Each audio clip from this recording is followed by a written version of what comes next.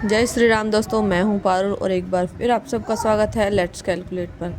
जैसा कि हम शॉर्ट्स की सीरीज़ पढ़ रहे हैं, उसमें आज हमारा नया वीडियो का टॉपिक है समबाहु त्रिभुज यानी इक्विलैटरल ट्रायंगल।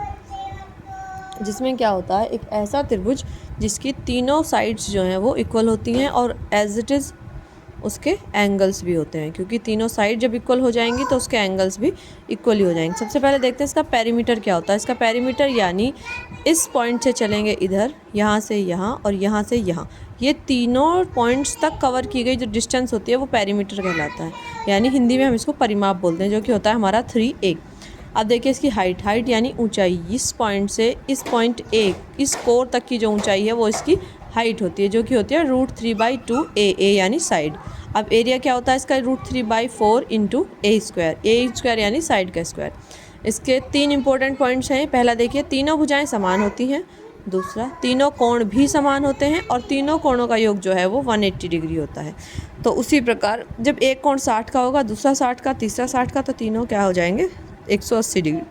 ये सिर्फ समबाहु त्रिभुज की नहीं, सारे टाइप्स के जो त्रिभुज हैं उनके तीनों कोणों का योग 180 ही होता है, चाहे वो एक्यूट एंगल ट्रायंगल हो, चाहे वो ऑब्ट्यूस एंगल ट्रायंगल हो, चाहे वो राइट एंगल ट्रायंगल हो।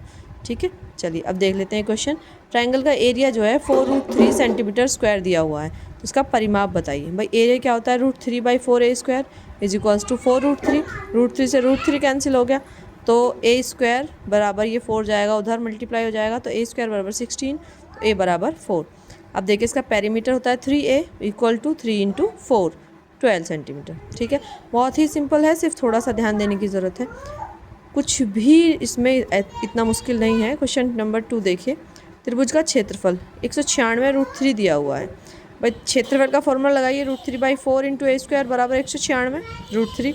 भाई √3 से √3 कैंसिल, a², ये 4 जाएगा उधर मल्टीप्लाई में, तो a जब हम इसे सॉल्व करेंगे तो हमें a मिलेगा 49, क्या है ये, हाँ 49 इंटू 4 इंटू 4, इसके फैक्टर करेंगे तो ये हो जाएगा हमारा a बराबर 28 सेंटीमीटर। ठीक है, अब इसी से इसका पेरीमीटर निकाल देंगे। देखिए 3a यानी 28 इंटू 3, 84 सेंटीमीटर। ठीक है, तो इसमें ऐसा कुछ भी मुश्किल नहीं है, ऐसे ही छोटी छोटी वीडियोस के थ्रू हम इन सारी शेप्स को समझेंगे। पहले ये बेसिक चल रहा है, अगर किसी को कोई भी समस्या आती है तो प्लीज़ कमेंट कीजिए।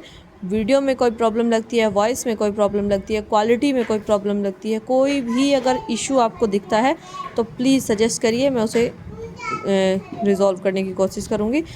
मिलते हैं अगले वीडियो में, तब तक के लिए जय श्री राम।